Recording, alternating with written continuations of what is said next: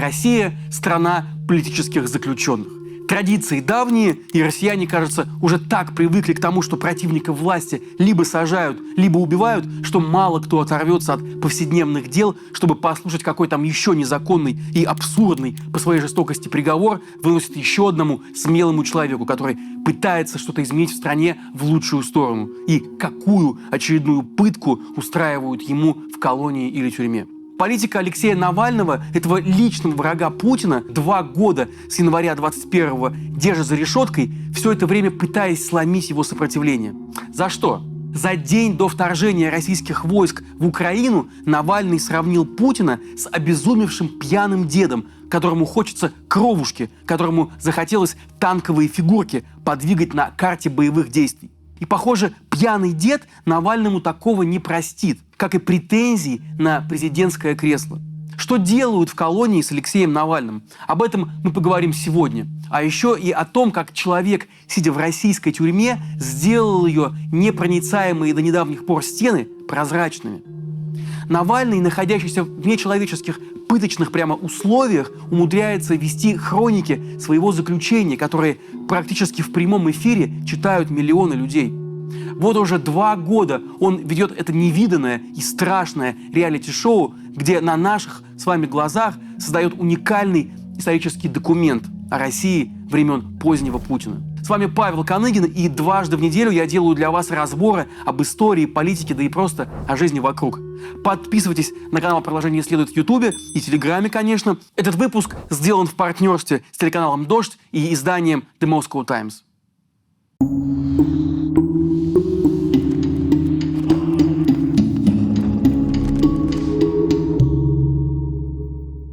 Издевательства над Навальным начались с первых дней его задержания. Тем более, что почти сразу его соратники разместили на Ютубе знаменитый фильм о дворце Путина, который к сегодняшнему дню люди посмотрели уже 125 миллионов раз. Конечно, это всерьез взволновало обитателей Кремля. Об этом говорил и сам Навальный, называя Путина не иначе как царем Гульфиком по мотивам нашумевшего признания сотрудника ФСБ Кудрявцева, который рассказал об отравлении политик. Предмет одежды какой? Трусы. Трусы. Ну, гульфик, так называемый. Сейчас в одном бункере раздается особо громкий топот ножек и крики. «Найдите всех, кто это лайкает, и намажьте им трусы новичком!» иронизировал Навальный из следственного изолятора, куда его направили незаконно.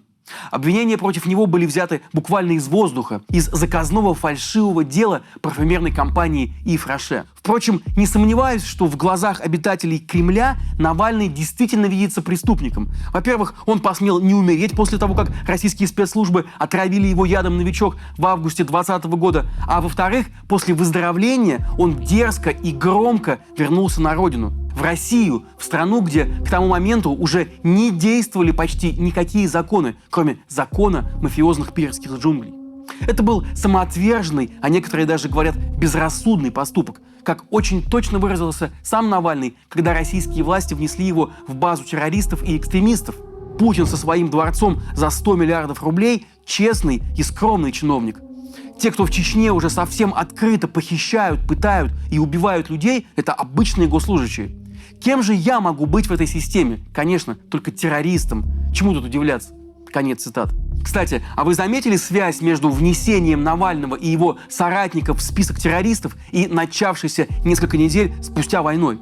Лидера российской оппозиции специально сделали максимально токсичным, чтобы его сторонники даже и не думали выходить по его призыву на протесты против этой кровавой войны. Протесты, конечно, были, но, согласимся, несопоставимые с масштабом трагедии. И малозаметные всему остальному миру, как и большинству жителей России. При этом сам Алексей Навальный, человек, которого держат в колонии в чудовищных условиях, не устает из своей одиночной камеры штрафного изолятора призывать: «Россияне, не молчите, выступайте против войны». Вот его послание в соцсетях от 2 марта. Но давайте хотя бы не станем нацией испуганных молчунов, трусов, которые делают вид, что не замечают агрессивной войны, развязанной нашим явно безумным царьком против Украины. Ждать нельзя ни дня, где бы вы ни были. Давайте не быть против войны, давайте бороться против войны. А вот речь Навального в суде осенью 22 года. В суд он подавал на исправительную колонию строгого режима номер 6 из-за бесчеловечных условий содержания. Процесс закончился предсказуемо не в его пользу, но Навальный использовал эту возможность, чтобы еще раз высказаться о войне. Это преступление против моей страны. Я так ровно к нему и отношусь. И я молчать не буду. Я надеюсь, что все остальные, кто слушает меня, на этот счет молчать не будут. Потому что то, что происходит сейчас, гораздо пострашнее, чем любые 12 или 122 суток ШИЗО. Это историческое преступление. Сразу же после этого суда Навального снова отправили в ШИЗО, штрафной изолятор, то есть на 12 суток за критику мобилизации. А всего к моменту записи этого видео Навального запирали в изоляторе уже 10 раз.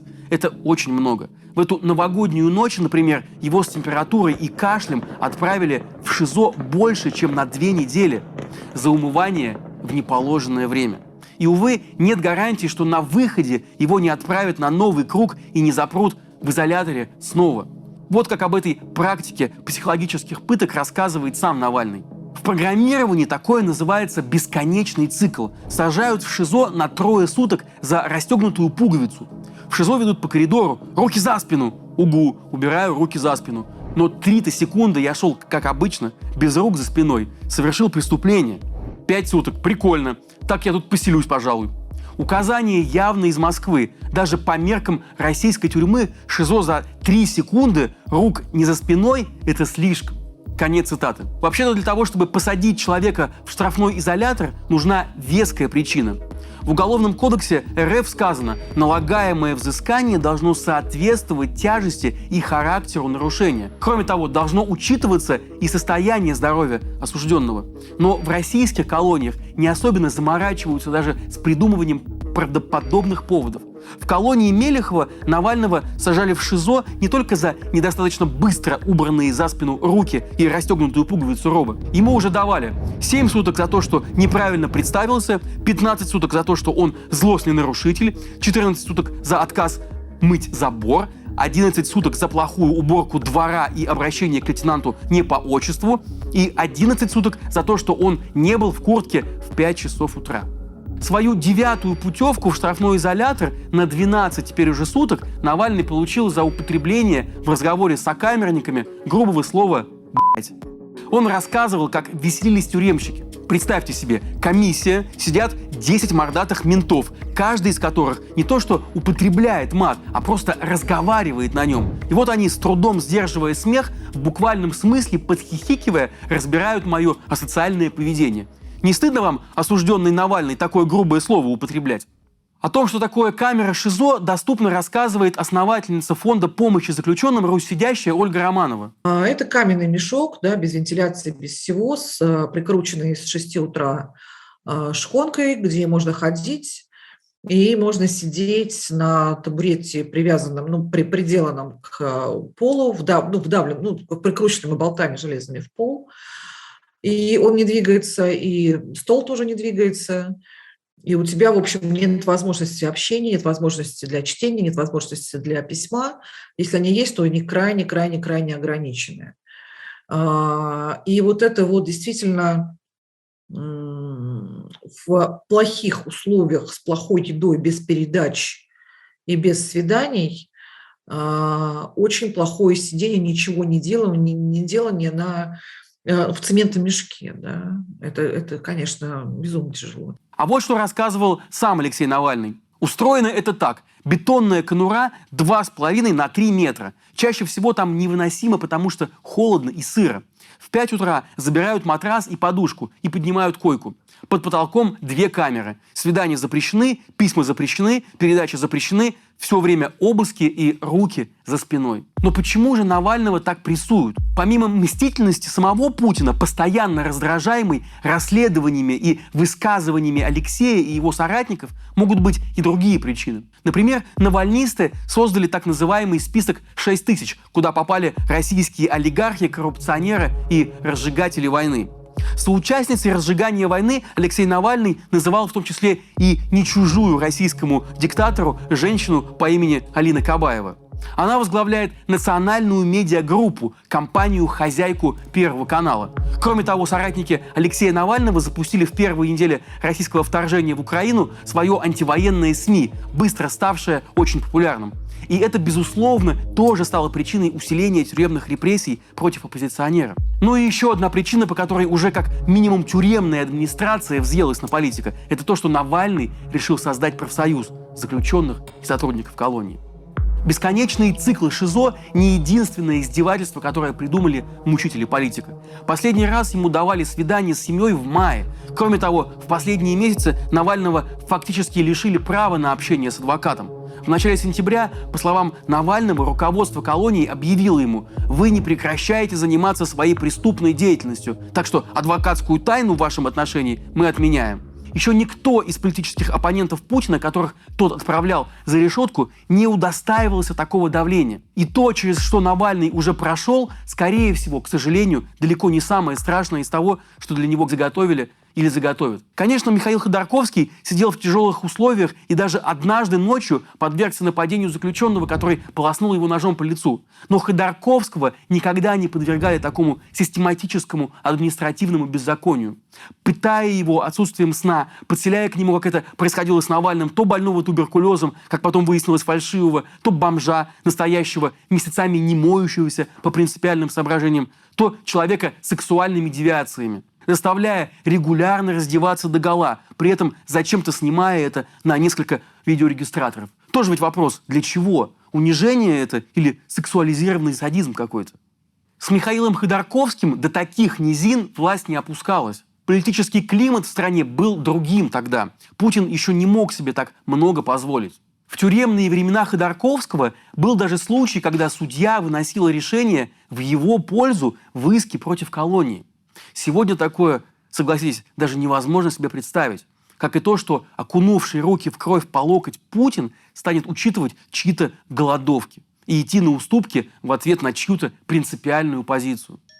В условиях полной безнаказанности властей единственный шанс на спасение узника – это гласность. И я сейчас не только о Навальном. Нам всем необходимо не забывать, не молчать, писать о политических заключенных, реагировать на их публикации в соцсетях, писать им письма, наконец. Сегодня в России их более 500 человек. Это больше, чем в позднем Советском Союзе. И число политических заключенных растет с каждым днем, в основном из-за статьи о так называемых фейках об армии.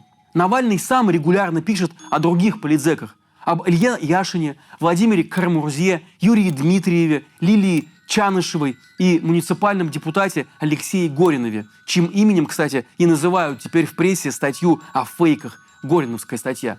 Этим людям, испытывающим колоссальное физическое и моральное давление в тюрьмах и колониях, надо быть там во 100 крат более сильными, чем на воле.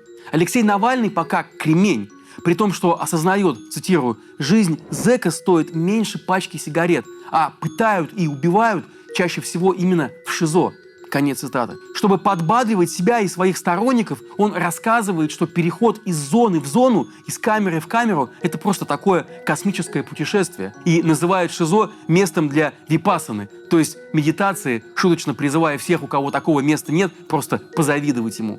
Чем-то это похоже на подход Махатмы Ганди, которого британские власти сажали 4 и который называл тюрьму гостиницей Его Величества Короля Англии. В России и в остальном мире Алексея Навального, впрочем, чаще сравнивают с другим всемирно известным узником Нельсоном Манделой, хотя и это сравнение тоже хромает. Сторонники Манделы вели вооруженную борьбу с правительством, а сам Мандела отсидел в тюрьмах 27 лет и, кстати, не сломался. И хотя Навальный и шутит, что с учетом всех его уголовных дел он выйдет на свободу не позже весны 2051 года, для России это не вариант.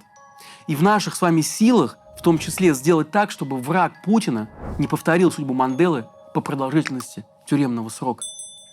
Продолжение следует.